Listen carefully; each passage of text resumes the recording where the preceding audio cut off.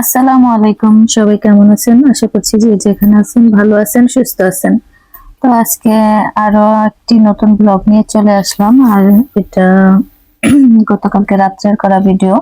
তো সন্ধ্যাবেলা একটু চা আর বিস্কিট খাইতেছিলাম।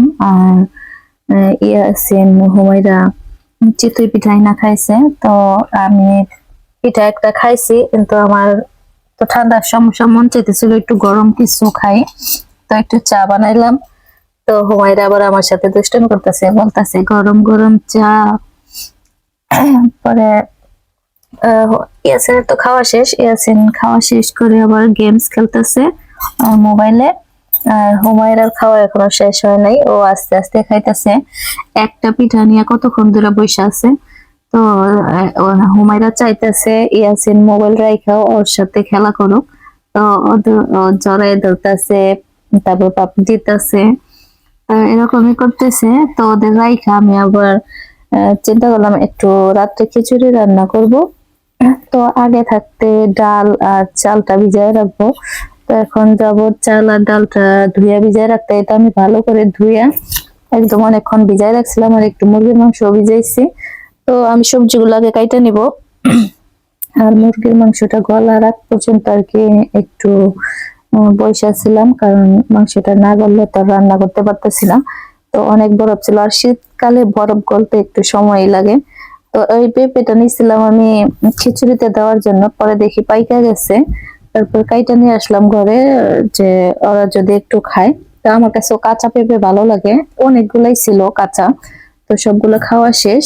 এই ঠান্ডার কারণে আর খাইতেছিলাম না, দুইটা ছিল, তো ভাবলাম একটা খিচুড়িতে দেই আর একটা থাক। পরে দেখি এটাও পাইকে গেছে, পরে এটা এমনি খাওয়া হয়ে গেছে। আর আজকের খিচুড়িটা আমি রান্না করব হচ্ছে রাইস কুকারে। আর খালি রাইস কুকার চালু দিলে আসলে লাইনটা পায় না।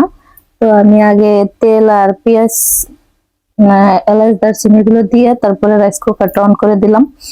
আর এখন এগুলো একটু ভালো করে ভাইজা নিতেছি, মানে আদা রসুন দিয়ে নিছি।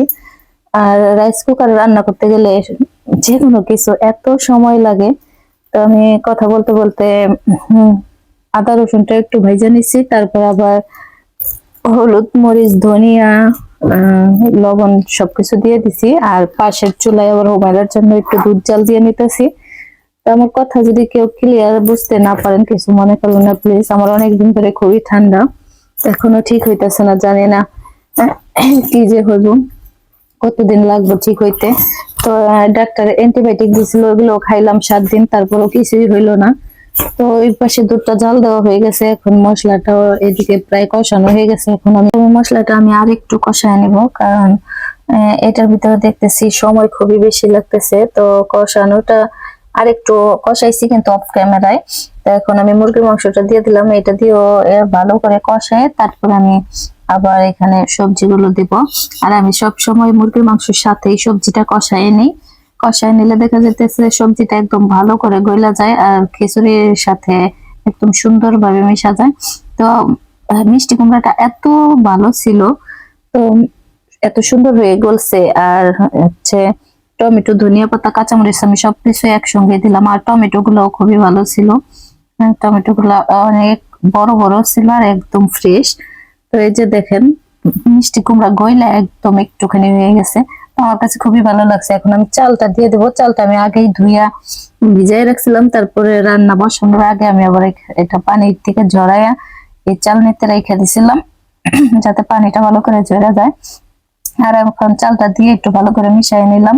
এখন পরিমাণ মতো পানি দিয়ে দেব। আর এটা আমি সবজি দিয়ে লেটকা খিচুড়ি রান্না করতেছি।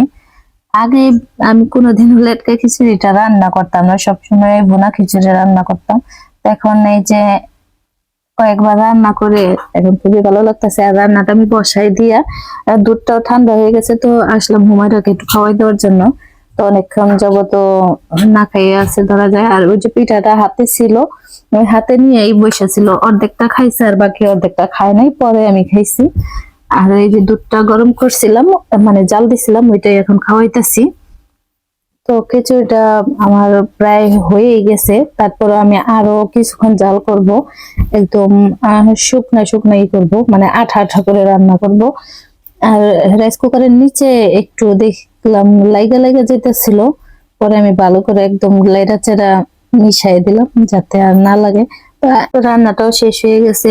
আর সবাই ভালো থাকবেন, আল্লাহ হাফেজ।